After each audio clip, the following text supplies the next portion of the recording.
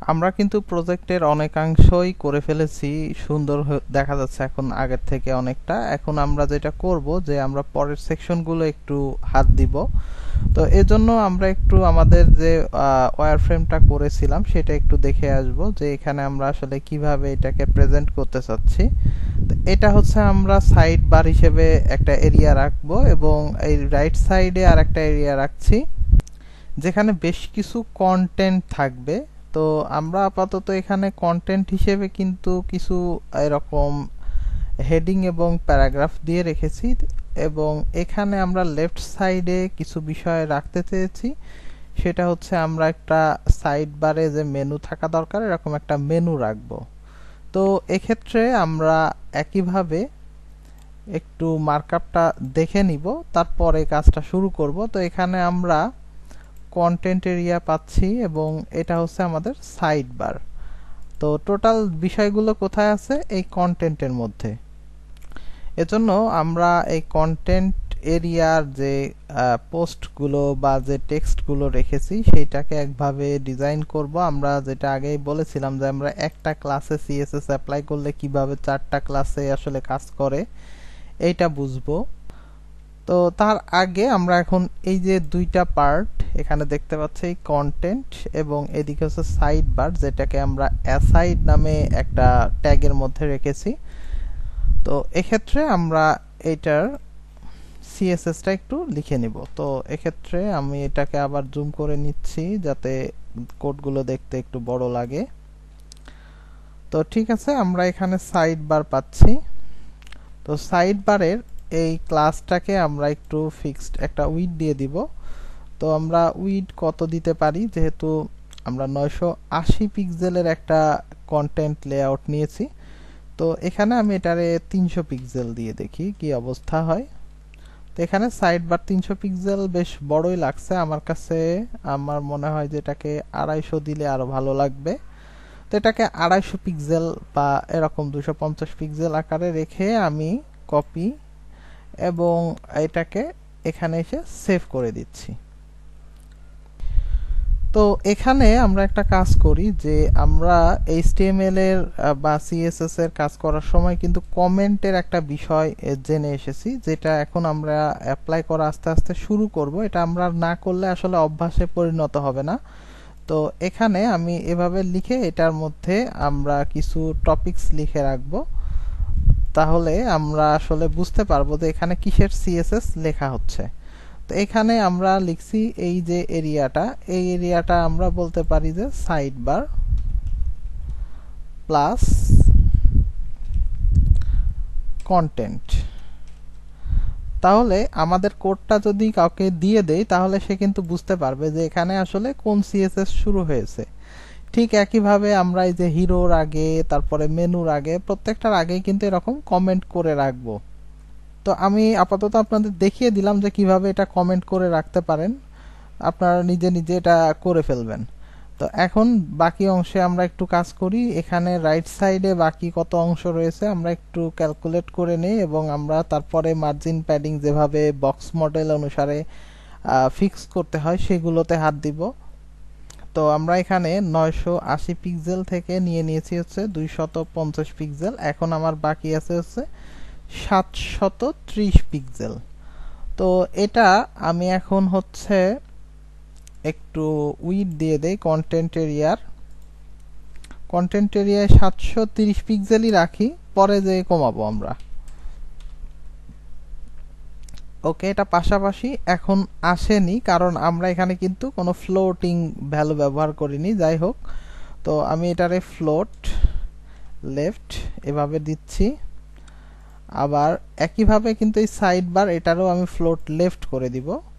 তো এখানে float left দিলে এটা পাশাপাশি চলে আসবে। তো এক্ষেত্রে দেখা যাচ্ছে অনেক সময় এই নিচের কন্টেন্টগুলো উপরে চলে আসতে পারে, যার জন্য আমরা কি করতে হয় সেটাও জানি, যে এই উপরের যে প্যারেন্ট ক্লাস বা আইডি যেটাই থাকুক সেটার ওভারফ্লোটা হিডেন করে দিতে হয়। তো আমরা আপাতত ফ্লোটের মাধ্যমে এটা শিখছি, পরবর্তীতে আমরা ফ্লেক্স বা গ্রিড এরকম বেশ কিছু CSS এর প্রপার্টি ভ্যালু এগুলো রয়েছে যেগুলো আমরা ব্যবহার করে আরো সুন্দরভাবে এটারে একটা রেজাল্ট দিতে পারবো। সেক্ষেত্রে আমরা আরো নতুন কিছু শিখব। তো এটা আপাতত ফ্লোট লেফট এরকম রাখছি, এটাকেও ফ্লোট লেফট রাখছি। এখন প্রশ্ন আসতে পারে যে ফ্লোট লেফট কেন করলাম দুইটাকেই। তো এক্ষেত্রে বিষয়টা এরকম, আমি যদি একটু এখানে এক্সপ্লেইন করার চেষ্টা করি যে এটা আমাদের একটা কন্টেন্ট এরিয়া। তো এই কন্টেন্ট এরিয়ার মধ্যে আমি যদি এরকম কোনো বক্স নিয়ে রাখি যেটার পাশে আরো কিছু জায়গা রয়েছে, তো আমরা জানি যে এমনিতে বাই ডিফল্ট কোনো কন্টেন্ট হচ্ছে এরকম যখন ব্লক এলিমেন্ট হয় তখন একটার নিচে একটা আসে। তো যখন আমরা ফ্লোট লেফট করি প্রথমটা তো লেফট সাইডে চলে আসলো এবং রাইট সাইডে জায়গা থেকে যায়। তো তখন সে কি করে, নিচের যে কন্টেন্টটাকে আমরা ফ্লোট লেফট করতেছি সেটা আবার যে এর পাশে এভাবে লেগে যায় আর কি। আর যদি এটাকে রাইট করতাম তাহলে এটা রাইট সাইড থেকে এভাবে আসতো, অর্থাৎ এই যে আমরা যে উইডের বাকি অংশটুকু রেখে দেব সেটা এখানে এভাবে থেকে যাবে। আর যদি আমরা এটা ফুল উইডটাই নিই, এখন যেমন নিয়েছি যে 730 পিক্সেলের পুরোটাই নিয়েছি, তাহলে এটা রাইট সাইড থেকেও এভাবে আসবে। তো যখন আমি এটা মার্জিন প্যাডিং দিব তখন কিন্তু এটা এই সাইড থেকে সরায়ে নিয়ে এদিকে আমরা রাখতে পারবো। আচ্ছা, যাই হোক, এটা কোনো সমস্যা না। আপনারা যদি আরো কোনো কন্টেন্ট এরকম দিতে চান, অর্থাৎ এরকম একটা কন্টেন্ট ফ্লোট দিলেন, তারপরে আরো কন্টেন্ট এখানে নিয়ে এসে দিলেন, তাহলে এই সবগুলোকে যদি আপনি ফ্লোট লেফট করেন তাহলে এটা এরকম একটার পরে একটা পাশাপাশি চলে আসবে। আশা করি বিষয়টুকু ক্লিয়ারলি বুঝতে পেরেছেন। তো এখন এটা সেভ করার পরে আমরা আমাদের এই সেকশনটাতে এখন ফেরত আসব। তো এখন আমি যেটা করতে চাচ্ছি, এই যে এই জায়গাতে এই ডটগুলো রিমুভ করব এবং এর একটা ব্যাকগ্রাউন্ড দিব, সাথে একটু প্যাডিং বা আরো যে কাজগুলো করতে হবে আমরা টোটালি এখন এখান থেকে করে ফেলবো। তো আমরা জানি যে এখানে আমরা জাস্ট ব্যাকগ্রাউন্ড লিখেও কাজ করতে পারি বা ব্যাকগ্রাউন্ড কালার লিখেও কাজ করতে পারি।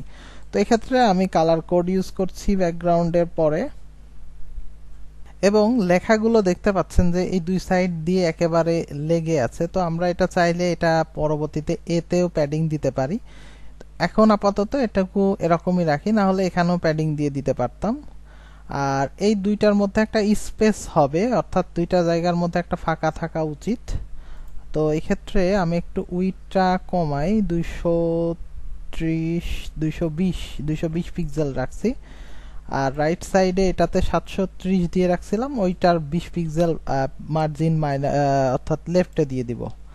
তো সাইড বার এটা দিলাম। আর এটাতে যেটা করব, এই কন্টেন্ট এরিয়ার মার্জিন লেফট 20 পিক্সেল। তো আমরা এই যে এদিক থেকে যে 20 পিক্সেল অতিরিক্ত পেয়েছি সেটা এখানে নিয়ে এসে রাখতে পারি, এবং রাইট সাইড থেকে একটু 10 পিক্সেল দিয়ে দিতে পারি। তো সেক্ষেত্রে আমি শর্ট হ্যান্ড লিখি, 20 পিক্সেল এভাবে না দিয়ে এইরকম এটারে দিতে পারি হচ্ছে 0, আর এটারে 15 করে দেই, তাহলে দুই সাইড থেকে সমান পরিমাণ জায়গা থাকবে। তো এখন এটা কপি করে আমরা আমাদের আগের যে কোডটা লিখেছিলাম সেটার সাথে রিপ্লেস করে দিচ্ছি।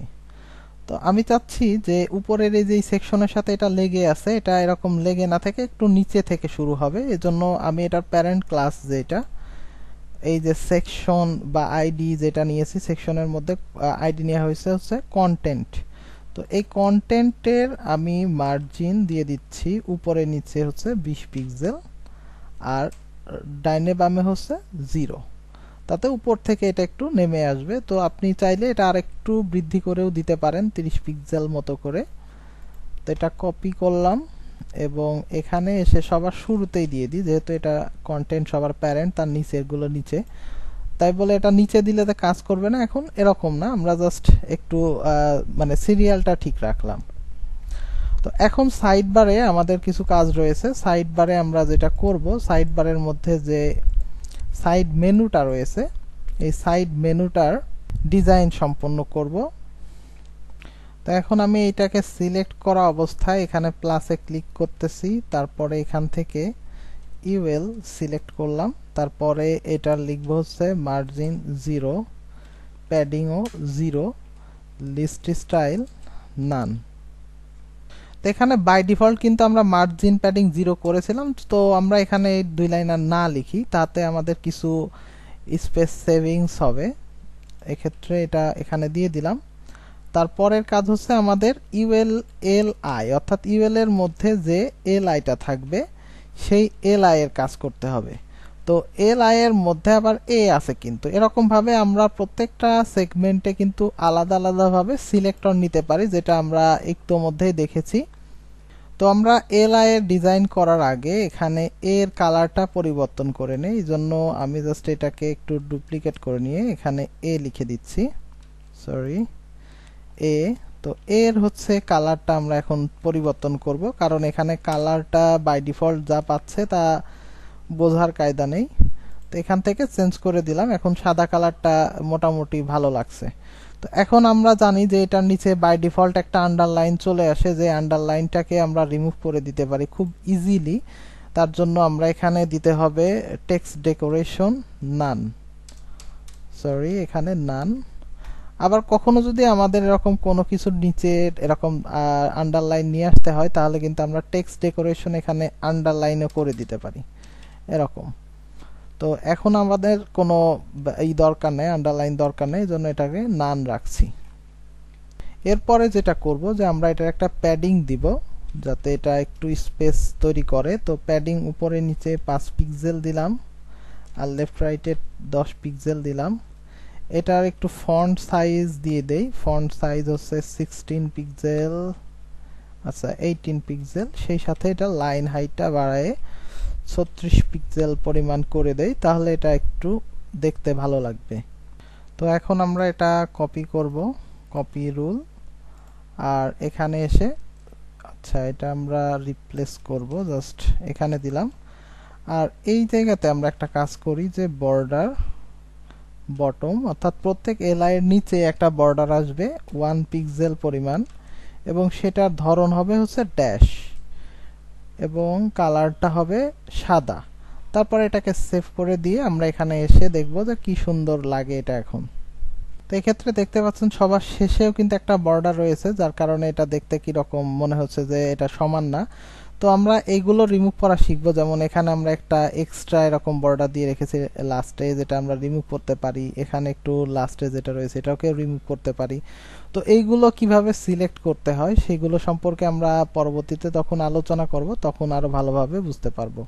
তো এর পরবর্তী ডিজাইনের অংশটুকু আমরা পরের পর্বে দেখব। সে পর্যন্ত সবাই সাথেই থাকুন, ধন্যবাদ।